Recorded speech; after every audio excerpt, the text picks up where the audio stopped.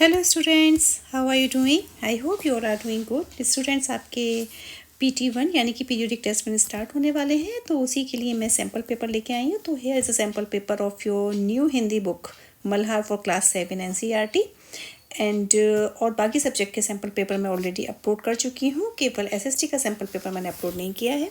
आपको सभी sample paper description box में मिल जाएंगे। तो चलिए स्टार्ट करते हैं हिंदी का।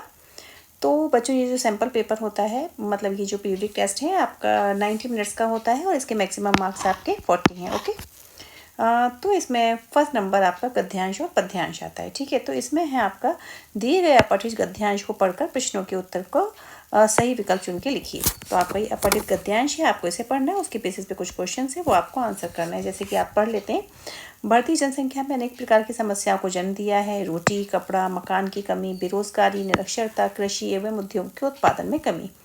हम जितना भी अधिक उन्नति करते हैं या विकास करते हैं, जनसंख्या उसके अनुपात में कहीं अधिक बढ़ जाती है। बढ़ती जनसंख्या के समक्ष सभी सरकारी प्रयास असफल दिखाई देते हैं।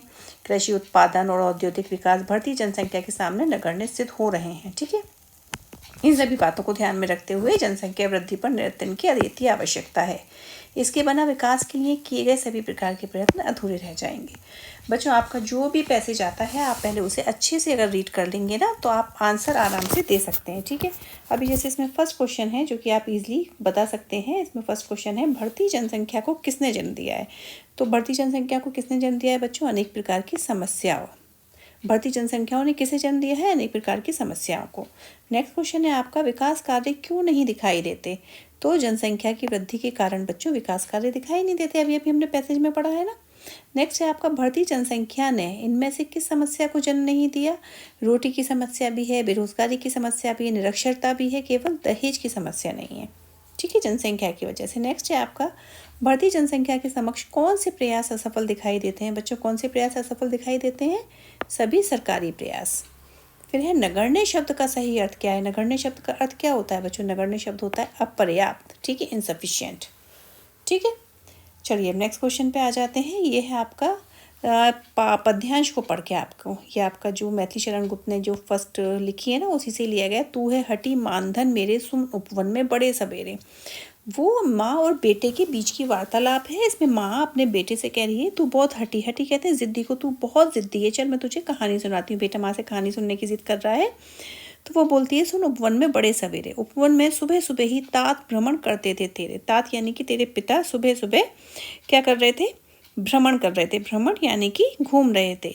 जहाँ सुरभि मनमानी, सुरभि बच्चों कहते हैं सुगंध को। ठीक है, जहाँ अलग अलग प्रकार की सुगंध महक रही थी, जहाँ सुरभि मनमानी, हाँ माँ यही कहानी। तो वो खुश होकर कहते हैं, हाँ हाँ माँ यही कहानी सुनाओ। ठीक है, तो वण वण के फूल खिले थे, अलग अलग प्रकार के फूल खिले थे। झलमल कर हिम बिंदु जिले थे।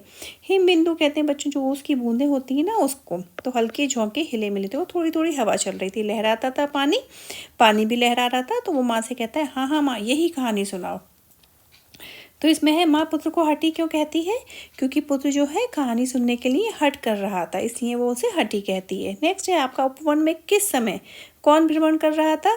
तो उपवन में प्रातःकाल के समय राहुल के पिता सिद्धार्थ भ्रमण कर रहे थे। ठीक है, और बाग का दृश्य कैसा था? अभी अभी हमने पढ़ा था, बाग में सुगंधित हवा चल रही थी, है ना। लिखा था ना मनमानी वाला वो। ठीक है, ये लिखा है ना बेटा, कहाँ है? सुरभि मनमानी, है ना, सुगंधित, जहाँ सुगंधित हवा चल रही थी। रंग बिरंगे फूल खिले थे, ओस की बूंदें झिलमिला रही थी। सुंदर सरोवर था जिसमें पानी लहरा रहा था। अभी है, वण वण के फूल खिले थे। इसका अर्थ क्या है? वण वण के फूल खिले थे यानी कि रंग बिरंगे फूलों की कई प्रजातियां थी। अभी बेटा ऐसा क्यों ये कहता है ना, हाँ हाँ यही कहानी, ये कौन कहता है? ये बेटा कहता है। और क्यों कहता है? क्योंकि उसे कहानी बहुत ही रोचक लग रही थी और वो ये जानना चाहता था कि कहानी में आगे क्या हुआ है। ठीक है, अभी नेक्स्ट आ जाता है आपका व्याकरण। बच्चों, व्याकरण यानी कि ग्रामर। इसमें जैसे आपका फर्स्ट क्वेश्चन दे दिया है, मुहावरों के अर्थ लिखिए। जैसे दांतों तले उंगली दबाना, इसका क्या होता है? आश्चर्यचकित होना, है ना। जब आप आश्चर्य करते हैं ना, यानी कि आश्चर्यचकित होना, यानी कि कहते हैं दांतों तले उंगली दबाना। नेक्स्ट है, नाक में दम करना। नाक में दम करने का मतलब होता है बहुत परेशान करना। ठीक है, तो इसके मुहावरे के अर्थ हो गए आपके। नेक्स्ट है आपका, निम्नलिखित वाक्यों में विशेषण पहचानिए। विशेषण विशेष्य सब किए ना आप। नीला आसमान बहुत सुंदर लग रहा है, तो उसमें विशेषण क्या हो जाएगा? नीला और सुंदर। ठीक है, सीमा के पास 5 किताबें हैं, तो क्या हो जाएगा? 5। ठीक है, दिए गए शब्दों के विलोम शब्द लिखिए। ठीक है, अभी आपको विलोम शब्द लिखने हैं इन शब्दों के। तो जैसे देखिए दयालु, दयालु का विलोम शब्द क्या होता है? निर्दय। शगुन का विलोम शब्द क्या होता है? अपशगुन, है ना, अपशगुन। बलवान का क्या होता है? निर्बल। और खट्टा का तो पता ही है आपको, खट्टा का क्या होता है? मीठा, है ना। अब इसमें कौन सा शब्द क्रिया है? क्रिया यानी कि वर्ब, यानी कि एक्शन, काम जो हो रहा है। तो काम इसमें क्या हो रहा है? खेलता, तो ये हो जाएगा खेलता। अभी लड़की गाना गा रही है, इसमें कौन सा क्रिया होगा? क्या कर रही है लड़की? गा रही है, तो ये हो जाएगा गा रही है ना। अभी नेक्स्ट है आपका दो दो पर्यायवाची लिखने हैं आपको। जैसे घोड़ा, घोड़ा का क्या होता है बच्चों? अश्व होता है, तुरंग होता है ना घोड़े का। ठीक है। तलवार, तलवार का क्या होता है बच्चों? असी होता है तलवार का, और खड़क होता है ना। ठीक है। इसके बाद में अमृत, अमृत का क्या होता है? सुधा, सुधा होता है, सोम होता है। आप याद कर लीजिएगा, पर्यायवाची शब्द और भी याद करिएगा, ज़रूरी नहीं है यही आए बच्चों। ठीक है। अभी नेक्स्ट आपका आ गया पाठ्य पुस्तक पर आधारित प्रश्न। तो इसमें आपको क्या करना है? मिलान करना है। तो ये जैसे आपका है फर्स्ट वाला, कुछ समय पश्चात पिताजी चल बसे। चल बसे यानी कि देहांत हो गया, यानी कि थोड़े समय के बाद पिताजी का देहांत हो गया। नेक्स्ट है आपका हम कहीं भी क्यों ना हो भूखे नहीं मरेंगे। तो इसका हो गया, देखिए बच्चों, हम चाहे जहाँ पर भी हो हमें खाने के लिए कुछ ना कुछ मिल ही जाएगा। नेक्स्ट है आपका घुड़सवारों ने तीनों भाइयों को शंका की दृष्टि से देखा। तो घुड़सवार कौन से होते हैं? घोड़े से पे सवार जो व्यक्ति होते हैं, उन्होंने तीनों भाइयों को अविश्वास से देखा है। अविश्वास यानी कि उन्हें डाउट हो रहा था, डाउटफुल। बचपन में ही हमें ऐसी आदत हो गई थी कि हम कुछ भी दृष्टि से चूकने नहीं देते थे। तो इसका क्या होगा? बचपन से ही हमें आदत हो गई थी कि हम छोटी बड़ी वस्तु पर ध्यान अवश्य देते थे। लोगों के आश्चर्य का कोई ठिकाना ना था, यानी कि लोग इतने अचंभित थे कि उनका आश्चर्य व्यक्त करना कठिन था। ओके।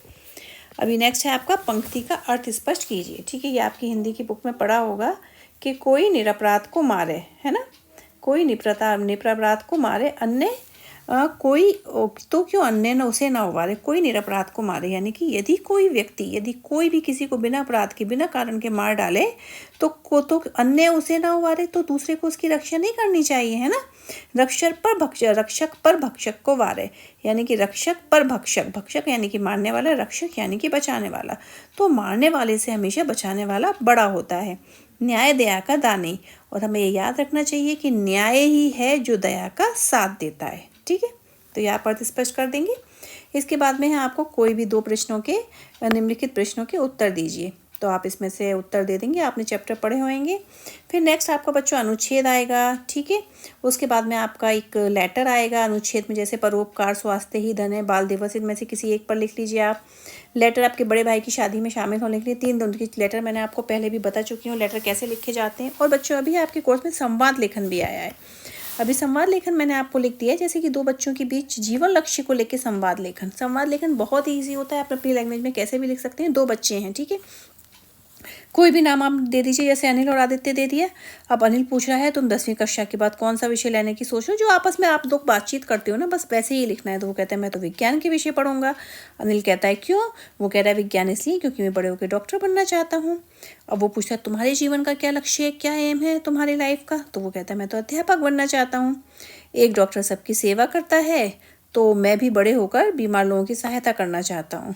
तो इस तरीके से आप अपनी बात को लिख सकते हैं। ठीक है, जो वार्तालाप है, संवाद लेखन है, वो होता है एक्चुअल में वार्तालाप। तो बस ये आपका किसका, हिंदी का सैम्पल पेपर हो गया। बस अब SST का बचा है। तो बच्चों अगर वीडियो पसंद आई हो तो प्लीज़ शेयर, सब्सक्राइब और लाइक ज़रूर करिएगा।